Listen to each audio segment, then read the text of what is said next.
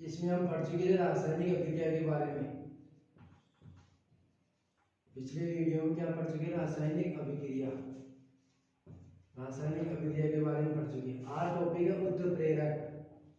Last topic है क्या? उत्प्रेरक। कि उत्प्रेरक किसे कहते हैं? उत्प्रेरक किसे कहते हैं? वे ऐसे पदार्थ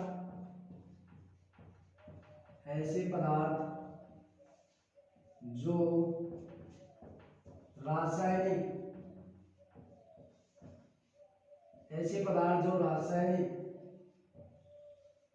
अभिक्रिया में क्या कर देते हैं? रासायनिक अभिक्रिया को क्या कर देते हैं? परिवर्तन कर देते हैं। रासायनिक अभिक्रिया की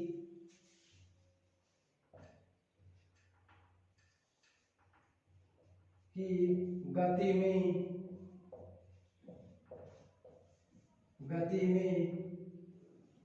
क्या कर देते हैं? उत्प्रेरक किसे कहते हैं? ऐसे पदार्थ जो रासायनिक अभिक्रिया की गति में परिवर्तन कर देते हैं। क्या कर देते हैं? परिवर्तन कर देते हैं, लेकिन खुद क्या रहते हैं? अपरिवर्तित रहते हैं।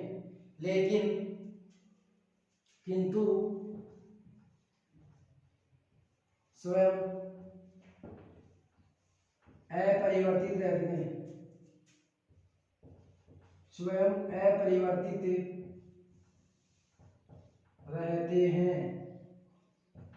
क्या होते हैं? खुद तो क्या होते हैं? अपरिवर्तित, लेकिन क्या कर देते हैं? अभिक्रिया की गति में परिवर्तन कर देते हैं। तो एग्जांपल देखते हैं। वे पदार्थ क्या कहलाते हैं? तो वे पदार्थ क्या कहलाते हैं? वे पदार्थ उत्प्रेरक कहलाते हैं। क्या कहलाते हैं? उत्प्रेरक कहलाते हैं। अब एग्जांपल देखते हैं किसके द्वारा चेंज होते हैं? अभिक्रिया करवाते हैं। अभिक्रिया में अगर परिवर्तन होगा तो सीधी बात है, खुद तो क्या होती है? अपरिवर्तित। और रासायनिक अभिक्रिया होती है उसमें क्या कर देते हैं? चेंजेस कर देते हैं, केमिकल चेंजेस। अब देखते हैं एग्जांपल। KClO3 की अभिक्रिया करवाते हैं। तो KClO3 की अभिक्रिया किसके साथ कराते हैं? MnO2 की किसकी उपस्थिति में? ताप की उपस्थिति में करवाते हैं। तो क्या बनता है? टूट के KCl प्लस क्या हो जाती है? मुक्त Cl3, KCl प्लस O2 मुक्त हो जाती है। तो अभिक्रिया संतुलित है क्या? KCl के कितने अणु है? Cl का एक अणु है। ऑक्सीजन के कितने हैं? 2 अणु है, तो एक अणु कहा गया। और पोटेशियम 2 अणु यहाँ, और KCl के 2 अणु यहाँ पे, लेकिन इसमें ऑक्सीजन के कहाँ है? 2 ही। 3 कितने अणु? 3 अणु। कैसे भी? 3 दूनी 6। तो ऑक्सीजन के पास कितने हैं? 3 दूनी 6। और पोटेशियम के पास है। कैल्शियम के पास 1 अणु कैल्शियम के पास है। तो संतुलित क्या है? अभिक्रिया संतुलित है। यह अभिक्रिया क्या है? संतुलित है। अब और देखते हैं एग्जांपल दूसरा। वनस्पति घी लेते हैं। वनस्पति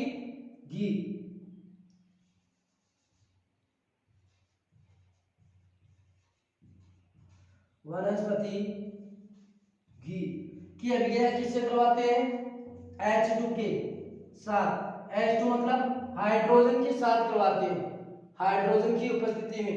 तो अभिक्रिया क्या होगी? किस रूप में बनेगी?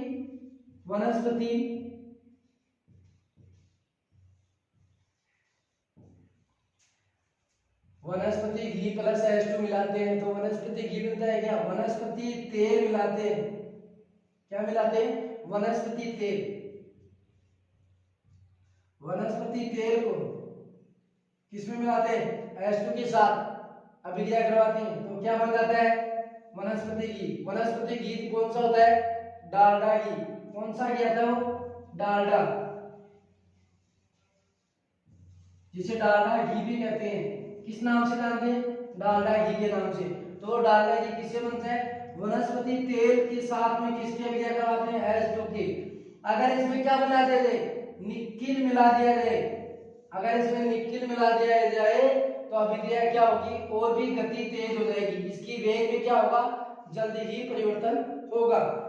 अब इसकी अवस्था देखते हैं।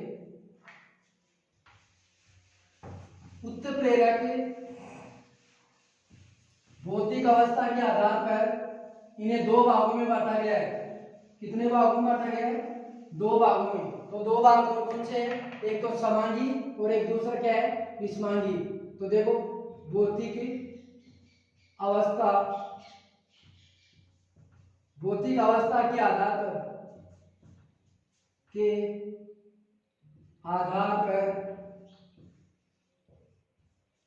भौतिक अवस्था के आधार पर उत्प्रेरक, तो भौतिक अवस्था के आधार पर उत्प्रेरक कितने प्रकार के होते हैं, दो प्रकार की। पहला कौन सा है, समांगी, समांगी, समांगी उत्प्रेरक। दूसरा कौन सा है, विषमांगी उत्प्रेरक।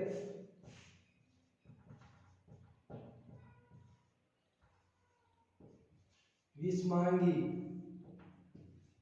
उत्प्रेरक और समांगी उत्प्रेरक।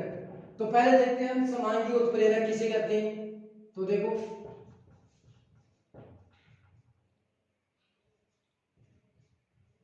समांगी उत्प्रेरक, समांगी उत्प्रेरक क्या है, उत्प्रेरक तो उत्प्रेरक है जब किसी भी रासायनिक अभिक्रिया के साथ क्या करते हैं, अभिकारक एवं उत्पाद एवं उत्प्रेरक, इनकी भौतिक अवस्था क्या होती है, सामान्य होती है। तो देखो परिभाषा, जब किसी रासायनिक अभिक्रिया,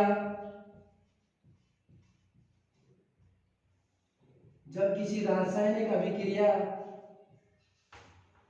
में अभिकारक में क्या करते हैं, अभिकारक उत्पाद एवं और क्या करते हैं, उत्प्रेरक एवं उत्प्रेरक, इनकी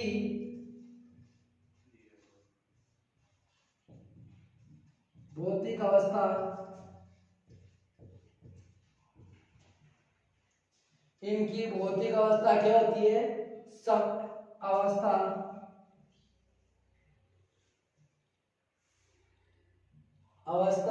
समान हो, क्या हो, समान हो, क्या कहते हैं, समांगी उत्प्रेरक, समांगी उत्प्रेरक कहते हैं। क्या कहते हैं, समांगी उत्प्रेरक कहते हैं। किसे कहते हैं, वो क्या करती थी, उत्प्रेरक की परिभाषा क्या थी कि ऐसे पदार्थ जो रासायनिक अभिक्रिया को तो क्या करते हैं, गति में परिवर्तन, और खुद क्या होते हैं, अपरिवर्तन, खुद क्या होते हैं, अपरिवर्तित रहते हैं, अपरिवर्तित रहते हैं, खुद क्या होते हैं, अपरिवर्तित रहते हैं, और रासायनिक अभिक्रिया में जो गति होती है उनके वेग को क्या कर देते हैं, बढ़ा देते हैं। और समांगी क्या कर रहा है, जब कोई भी रासायनिक अभिक्रिया होती है उस अभिक्रिया में क्या होते हैं, अभिकारक होता है, उत्पाद होता है, दूसरा क्या होता है, उत्प्रेरक। इनकी क्या होती है, भौतिक अवस्था जो क्या होती है, समान होती है, उसे क्या कहते हैं, समांगी उत्प्रेरक कहते हैं। अब एग्जांपल देखते हैं, एग्जांपल के द्वारा समझते हैं। CH3COOH प्लस क्या करते हैं, और H2 मिलाते हैं इसमें। CH3COOH का नाम क्या है, मेथिल एसीटेट भी कहते हैं इसे, मेथिल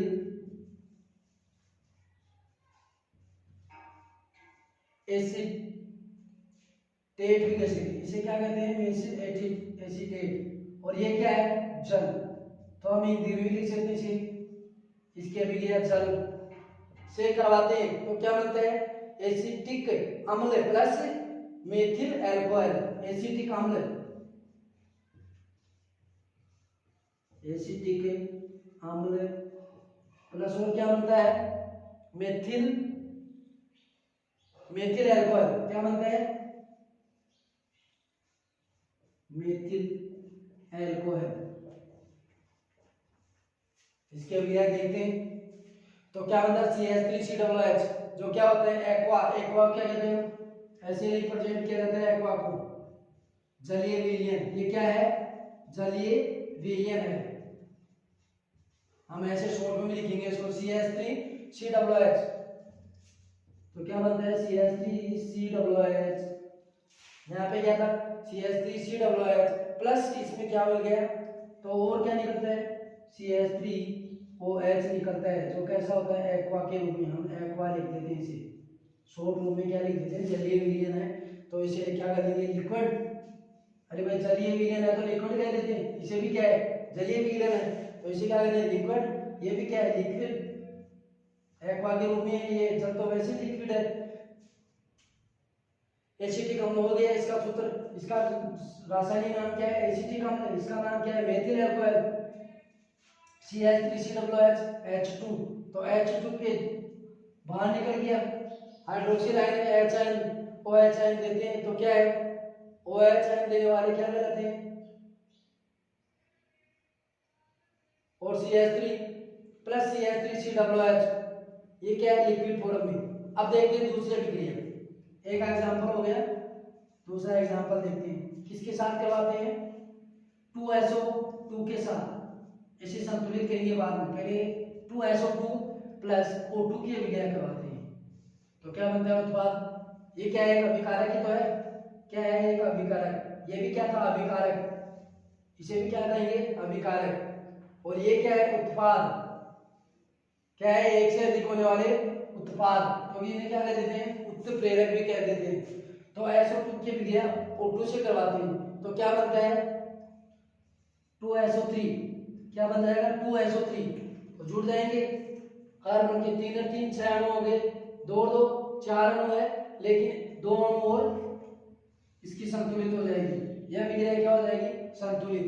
2 और 2 4, 4 2 6, इसमें कितने 3 और 3 6, तो कितने हो गए 6 कार्बन इसमें है 6 इसमें है, 6 ऑक्सीजन के अणु इसमें 6 इसमें है, सल्फर का 1 अणु है 1 अणु। अब आगे हम देखते हैं अभिक्रिया विषमांगी के द्वारा, विषमांगी के बारे में पढ़ते हैं। समांगी क्या है, जब किसी रासायनिक अभिक्रिया में अभिकारक उत्पाद एवं उत्प्रेरक क्या हो एवं उत्प्रेरक इनकी भौतिक अवस्था क्या हो समान हो, इनकी भौतिक अवस्था क्या हो समान हो, क्या कहलाता है समांगी उत्प्रेरक। अब विषमांगी उत्प्रेरक किसे कहते हैं, दूसरा पॉइंट देखते हैं विषमांगी उत्प्रेरक। विषमांगी उत्प्रेरक किसे कहते हैं, जब किसी रासायनिक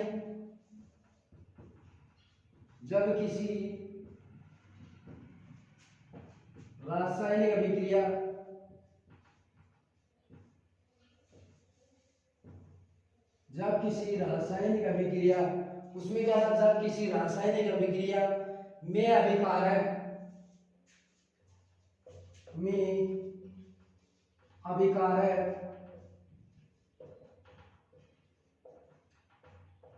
उत्पाद और क्या है अभिकारक उत्पाद और उत्प्रेरक क्या होते हैं उत्प्रेरक की भौतिक अवस्था क्या हो, भौतिक उत्प्रेरक की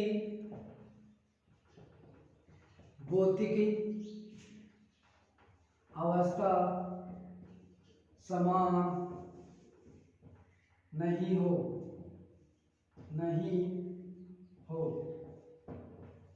क्या कहलाते हैं विषमांगी उत्प्रेरक, विषमांगी उत्प्रेरक कहलाते हैं, क्या कहलाते हैं विषमांगी उत्प्रेरक कहलाते हैं। क्या समांगी परिभाषा क्या थी, जब किसी भी रासायनिक अभिक्रिया में उत्पाद अभिकारक और उत्प्रेरक की भौतिक अवस्था क्या थी समान थी। इसमें क्या है, जब किसी भी रासायनिक अभिक्रिया में अभिकारक उत्पाद उत्प्रेरक की भौतिक अवस्था क्या हो समान नहीं हो, क्या कहलाती है? विषमांगी उत्प्रेरक। तो एग्जांपल देखते हैं इसका, किसकी साथ अभिक्रिया करवाते हैं? वनस्पति तेल, वनस्पति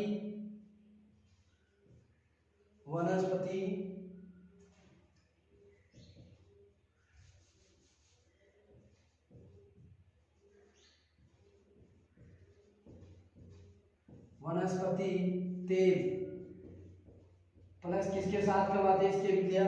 वही H2 के साथ करवा देते हैं। तो क्या बन जाएगा? H2 की अभिक्रिया करवाते हैं तो क्या बनाता है? वनस्पति घी, जिसे कहते हैं डालडा घी। क्या कहते हैं?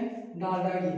अब और आगे था, एक अभिक्रिया और लेते हैं, दूसरी अभिक्रिया है N2 की अभिक्रिया किसके साथ करवाते हैं? H2 के साथ, मतलब नाइट्रोजन के अभिक्रिया H2 के साथ करवाते हैं तो क्या बनता है? Fe plus MO। इसकी अभिक्रिया करवाएंगे तो क्या बनेगा? NH3। क्या बन जाएगा? NH3। तो इस अभिक्रिया को संतुलित करते हैं। नाइट्रोजन के कितने अणु है? 2 अणु। हाइड्रोजन के कितने अणु है? 2 अणु। ये अणु, नाइट्रोजन के 3 अणु है, नाइट्रोजन के 2 अणु है, तो 2 और 2 4 अणु। इसमें कितने अणु है? 4 अणु।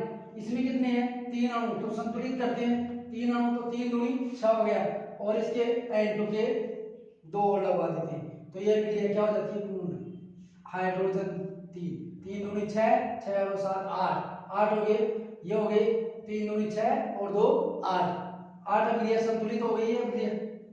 अब देखते हैं, अब क्रिया के आधार पर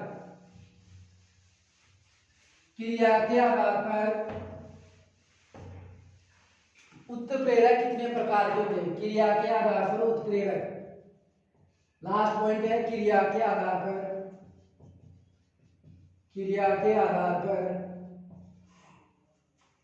उत्प्रेरकों के प्रकार।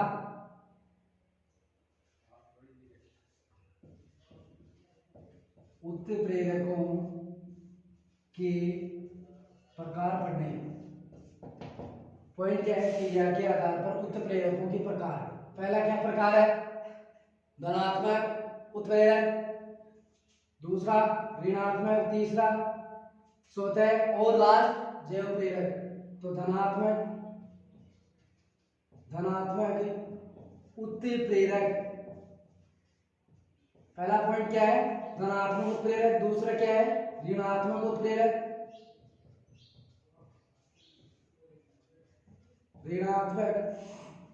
उत्प्रेरक। और तीसरा कौन सा है? स्वतः उत्प्रेरक, और लास्ट हो गया जैव प्रेरक, जैव उत्प्रेरक। क्रिया के आधार पर कितने प्रकार बताए गए उत्प्रेरक के? पहला है धनात्मक, दूसरा ऋणात्मक, तीसरा स्वतः उत्प्रेरक और जैव उत्प्रेरक। तो धनात्मक क्या है? धनात्मक किसे कहते हैं? पहले धनात्मक के बारे में पढ़ते हैं, ऋणात्मक, धनात्मक और स्वतः उत्प्रेरक और जैव उत्प्रेरक के बारे में पढ़ते हैं। धनात्मक उत्प्रेरक क्या है? वे रासायनिक अभिक्रिया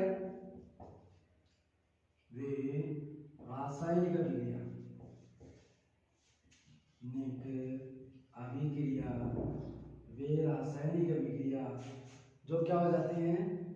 क्रिया के वेग को बढ़ा देते हैं। तू देख ले सारा चुनिया की नहीं।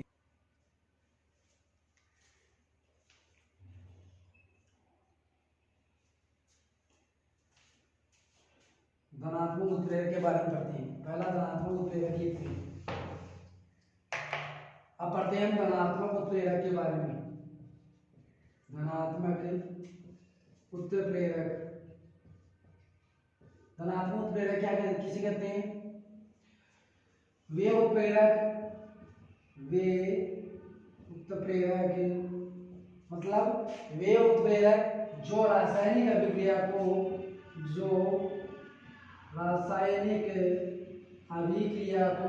क्या कर देते हैं? अभिक्रिया के वेग को बढ़ा देते हैं। अभिक्रिया के वेग को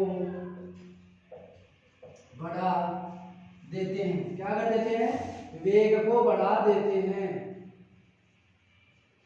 क्या कहलाते हैं? धनात्मक उत्प्रेरक, धनात्मक उत्प्रेरक कहलाते हैं। तो एग्जांपल देखते हैं। KClO3 की अभिक्रिया करवाते हैं MnO2 के साथ, तो क्या बनता है? KCl plus O2। यह अभिक्रिया क्या संतुलित है? क्या ये संतुलित है? नहीं है। क्यों? ऑक्सीजन के कितने कार्बन है? ऑक्सीजन के परमाणु कितने हैं? 3। ऑक्सीजन के अणु कितने हैं? 3। और O2 के कितने यहाँ पे? 3। तो ये अभिक्रिया 2, इसके क्या लगाएंगे? 2। और यहाँ पे क्या लगाएंगे? 2। और यहाँ पे 3। क्यों? क्योंकि 3 दूनी 6। ऑक्सीजन के पास कितने हैं? 3 दूनी 6। और KCl के पास कितने? पोटेशियम के पास अणु 2। तो 2 अणु यहाँ पे, और Cl का 1 अणु है, 1 अणु 1। कितना अणु है? 1 अणु है Cl का। Chlorine, potassium, chlorine, oxygen. अब एग्जांपल नहीं लेते हैं, अब दूसरा पॉइंट पढ़ाते हैं, ऋणात्मक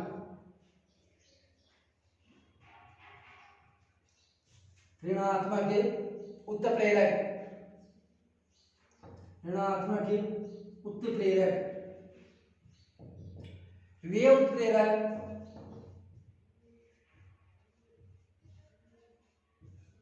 जो क्या करते हैं? रासायनिक अभिक्रिया को, वे उत्प्रेरक जो रासायनिक अभिक्रिया को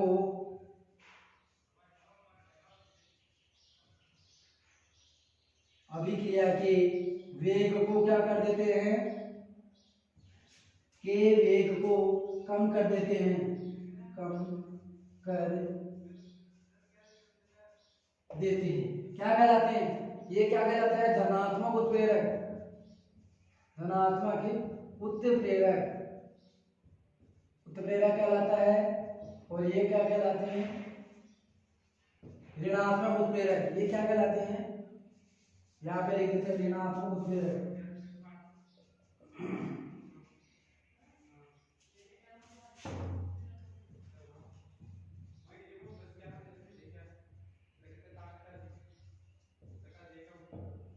तो इसका एग्जांपल देख लेते हैं। एग्जांपल देखते हैं तो किसके साथ किसकी करवाते हैं? H2 की अभिक्रिया किसके साथ करवाते हैं? O2 के साथ करवाते हैं। तो क्या बनता है? 2H2O। ये संतुलित करेंगे अभिक्रिया को, और ऑक्सीजन क्या हो जाएगी? बाहर निकल जाएगी। ऑक्सीजन क्या हो जाएगी? बाहर। H2 की अभिक्रिया O2 के साथ करवाती है, तो क्या बनता है?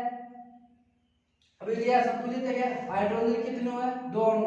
हाइड्रोजन के कितने हैं? 2 अणु। ऑक्सीजन के 2 अणु बाहर निकल गए, और ये क्या हो गया? 2। तो 2 दूनी 4, 2 दूनी 4 अणु इसके पास है, ऑक्सीजन के 2 अणु इसके पास है, और H2 जल बन जाएगा।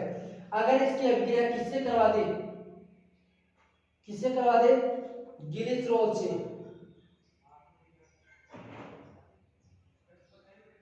किससे करवाते हैं? ग्लिसरॉल से। तो अभिक्रिया क्या हो जाएगी? कम हो जाएगी। मतलब इसे तेज, ये क्या करती है? मंद अभिक्रिया से क्या हो जाती है? तेज। तेज अभिक्रिया कैसे होती है? पहले मंद चल रही थी धनात्मक उत्प्रेरक अभिक्रिया, ये रासायनिक अभिक्रिया थी, पहले धीरे चल रही थी, और अब क्या करती थी? वेग बढ़ जाता है। किसकी वजह से?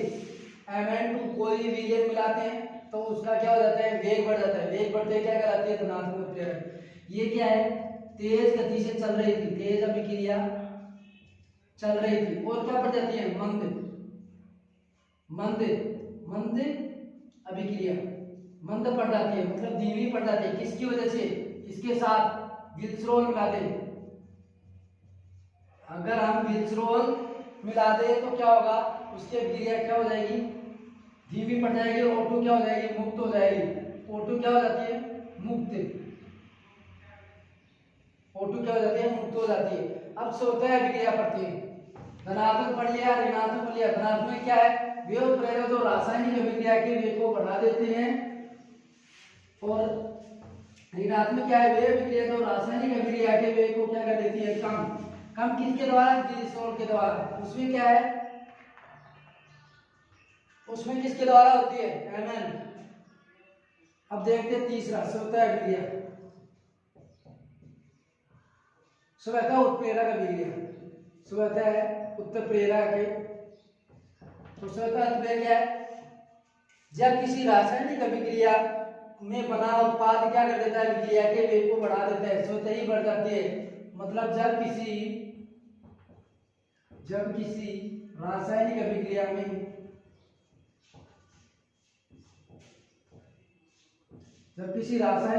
में क्या हो जाता है, अभिक्रिया में बना उत्पाद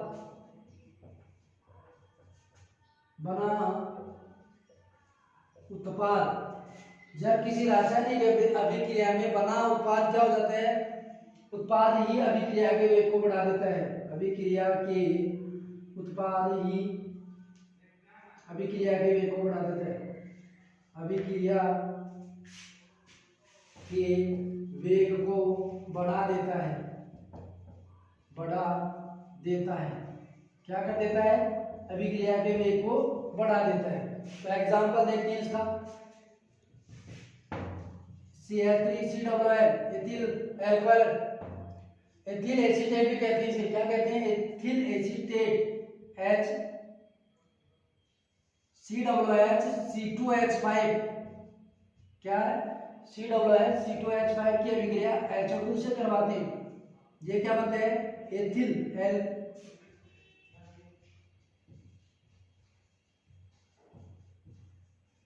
तो क्या बनेगा, CH3COOH प्लस क्या बन जाएगा, C2H5OH, क्या बन जाएगा, C2H5OH बन जाएगा, हाइड्रोक्सिल आयन बाहर दे देता है।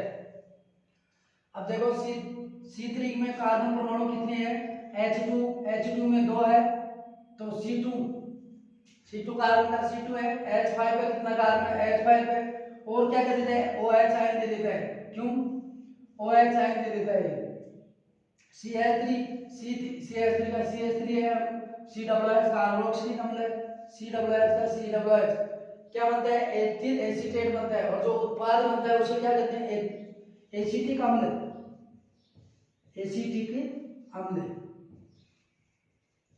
और ये क्या बन गई, ये उत्पाद क्या है, एथिल अल्कोहल।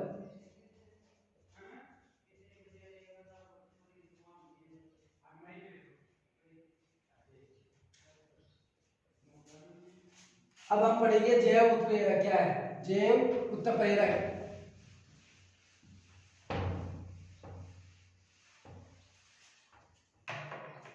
चौथा लास्ट है जैव उत्प्रेरक। तो जैव उत्प्रेरक क्या है, ये क्या है, एक तरह से एंजाइम है, क्या है, एक तरह से एंजाइम है, वे पदार्थ जो क्या कहते हैं, वे पदार्थ जो जैव रासायनिक अभिक्रिया, जो जैव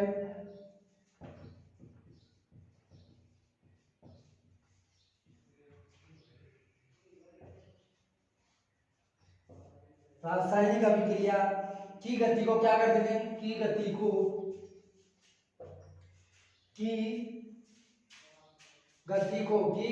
क्या कर देते हैं, बढ़ा देती है, की गति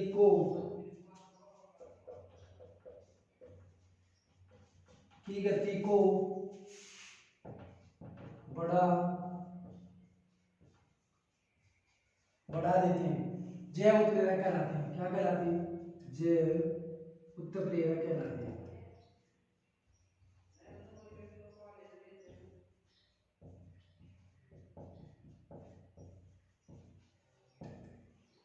जैव क्रिया में क्या पाया जाता है, एंजाइम उत्प्रेरक भी कहते हैं, जो जैव क्रियाओं में एंजाइम उत्प्रेरक का कार्य करते हैं, जो जैव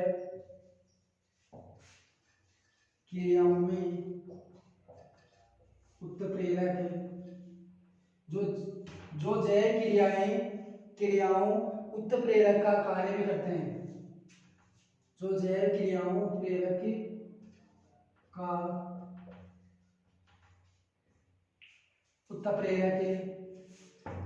उत्प्रेरक का कार्य करते हैं, जो जैव क्रियाओं में एंजाइम उत्प्रेरक का कार्य करते हैं, किसका करते हैं, एंजाइम का, एंजाइम उत्प्रेरक का कार्य करते हैं। तो एग्जांपल देखते हैं इसका। माल्टोस किसे किसमें बदलता है? माल्टोस शर्करा को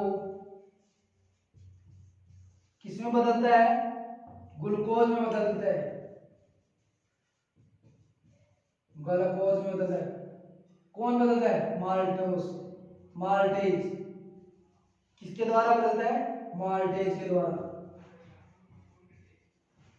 और देखते हैं उदाहरण, तो देखते हैं। तो टाइलिन, माल्टोज हो गया, ग्लूकोज हो गया, टाइलिन, टाइलिन,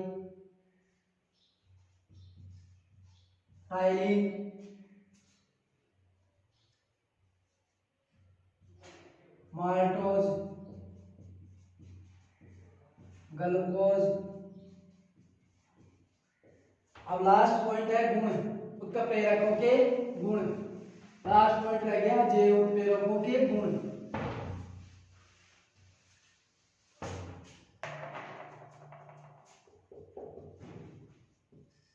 उत्प्रेरक के गुण। तो सबसे मेन पॉइंट गुण पढ़ते हैं हम, शॉर्ट में पढ़ेंगे गुणों को, ज्यादा बहुत पढ़ने की आवश्यकता नहीं है।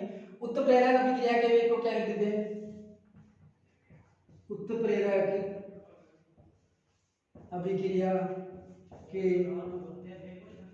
वेग को बढ़ा देते हैं। क्या कर देते हैं?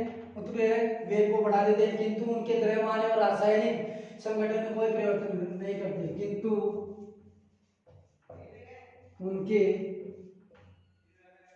किंतु उनके द्रव्यमान वह और किस में नहीं करता है? रासायनिक संगठन में, रासायनिक संगठन में कोई परिवर्तन नहीं करते, कोई परिवर्तन नहीं करते हैं। अब दूसरा पॉइंट देखते हैं।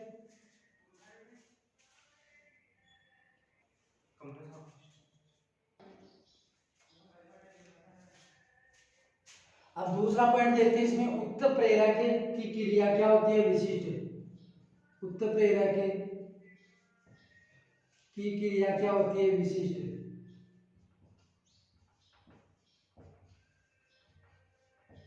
विशिष्ट क्यों होती है इसके बारे में देखते हैं। अर्थात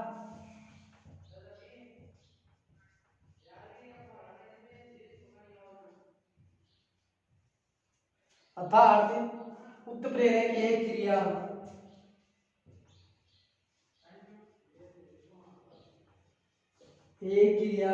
करके, एक क्रिया को करके, एक क्रिया को मतलब एक क्रिया को ही, एक क्रिया को ही क्या करता है? उत्प्रेरित करता है, उत्प्रेरित कर सकता है। सभी अभिक्रियाओं को नहीं करता है, मतलब सभी अभिक्रियाओं को नहीं करता, किसी एक को ही क्या करता है? उत्प्रेरित करता है। अब तीसरा पॉइंट देखते हैं। उत्प्रेरक अभिक्रिया का केवल वेग परिवर्तित होता है। क्या होता है? उत्प्रेरक अभिक्रिया के वेग को केवल परिवर्तित करता है, केवल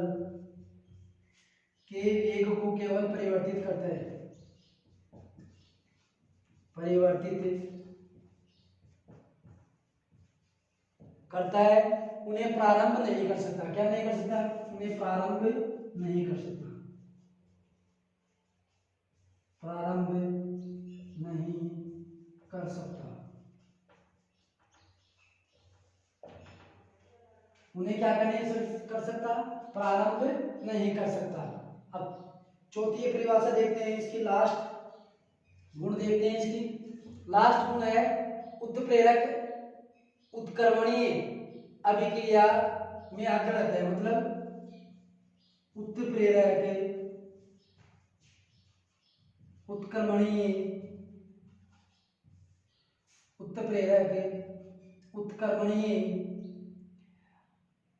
अभिक्रिया में अग्र रहता है। अभिक्रिया में क्या रहता है? अग्र। और पश्य किसमें रहता है? तथा। पश्य अभिक्रिया के वेग को समान रूप से प्रभावित करता है। के वेग को क्या करता है? के वेग को समान रूप से प्रभावित करता है।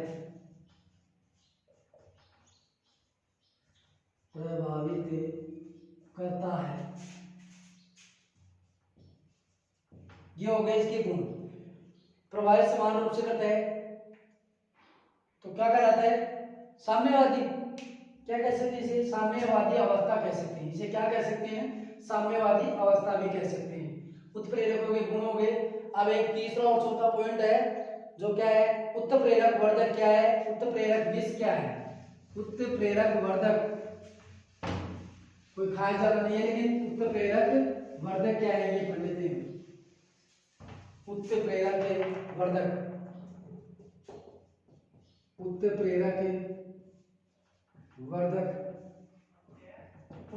वर्धक क्या है? वे पदार्थ उत्प्रेरक की क्रियाशीलता में वृद्धि करते हैं। वे पदार्थ जो क्या करते हैं? उत्प्रेरक की क्रिया को,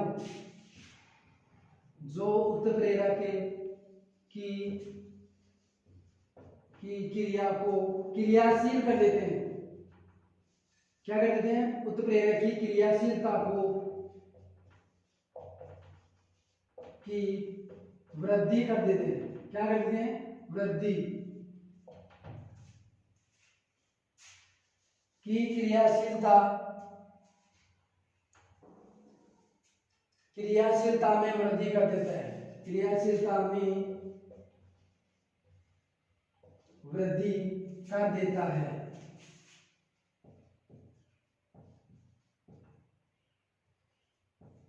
क्या कहलाता है?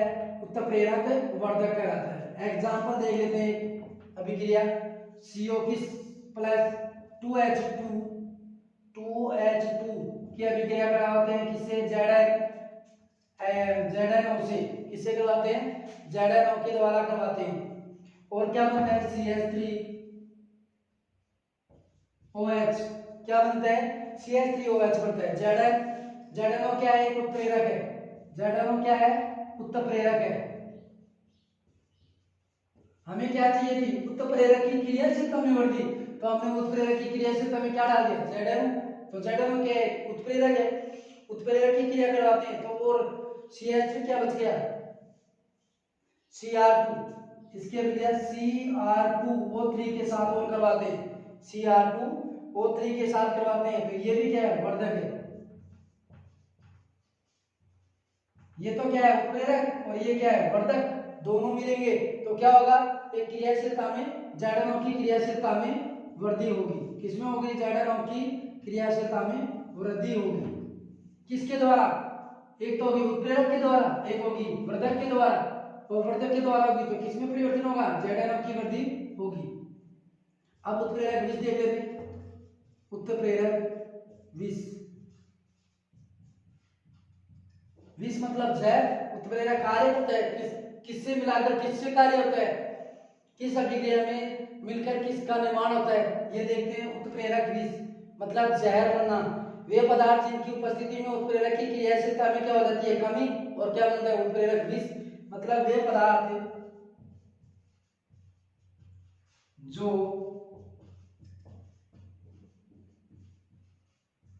उत्प्रेरक की क्रियाशीलता में क्या कर देते हैं? क्रियाशीलता में जिनकी उपस्थिति से उत्प्रेरक की क्रियाशीलता में क्या हो जाती है? वे पदार्थ